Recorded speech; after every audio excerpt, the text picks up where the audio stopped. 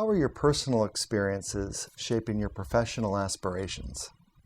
There's a balance there that I'll be honest and say I'm still working to understand.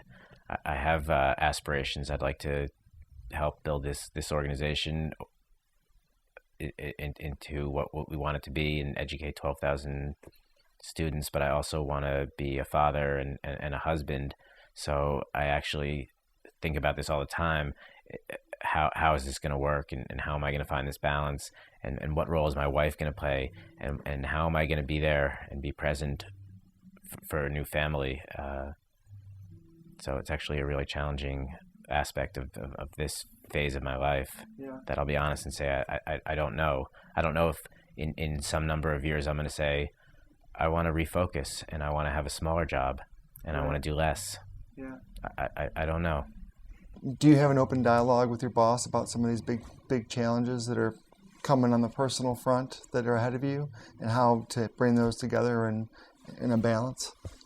We've spoken about this. When we talked about my role in the organization, I was able to clearly say I want to have a family, and I hope to be present for that. So we're going to have to figure out how this can be a manageable role.